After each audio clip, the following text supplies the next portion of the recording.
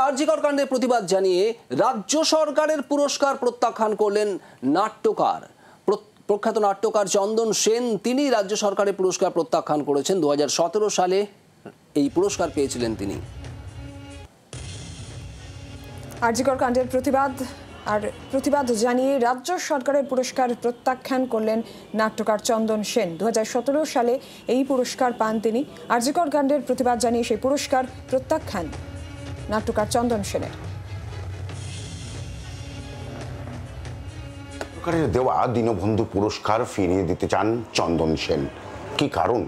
আমার সঙ্গে রয়েছেন চন্দনবাবু, একটু কথা বলে নেব। যে কথাটা বলা হয়েছে যে যারা নাটকের ক্ষেত্রে বা অন্যান্য ক্ষেত্রে যারা সরকারি পুরস্কার পেয়েছেন তারা ফিরিয়ে দিয়ে প্রতিবাদ করুন, এ কি কথা? এ তো বিভৎস ফ্যাসিবাদী কথা। এবং তখনও রাত 12টা পর্যন্ত আমি সরকারের তরফে কোনো সিদ্ধান্ত পাইনি যে তারা ওই বিধায়ককে তারা শাস্তি দিচ্ছেন। নাটক করতেন বলে তার সঙ্গে আমার এক সময় পরিচয় ছিল, তিনি নাটক করতেন।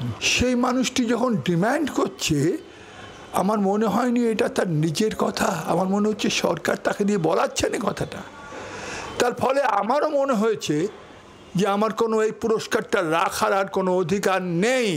আমি ভোরবেলা মেল করে পাঠিয়েছি সংস্কৃতি সচিবের কাছে যে আপনি অনুগ্রহ করে আমায় জানান কিভাবে আমি আমার পুরস্কার বা পুরস্কারের নগদ মূল্য আপনার কাছে ফেরত দিতে পারি।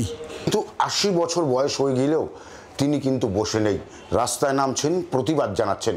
কিন্তু তার সবচেয়ে যেটা মনে রাগার মতো কথা সেটা হচ্ছে কাঞ্চন মল্লিকের সেই কথা। কারণ তিনি একজন বিধায়ক শুধু নন, পাশাপাশি তিনি নাট্য ব্যক্তিত্ব, বহুদিন নাটকের জগতের সঙ্গে ছিলেন। সেই ব্যক্তি কি করে এই ধরনের কথা বলতে পারেন? ঠিক সেই কারণেই তিনি কিন্তু এই দীনবন্ধু পুরস্কার ফিরিয়ে দিচ্ছেন সরকারের কাছে। ব্যারাকপুর থেকে বরুণ সেনগুপ্ত, জি 24 ঘন্টা।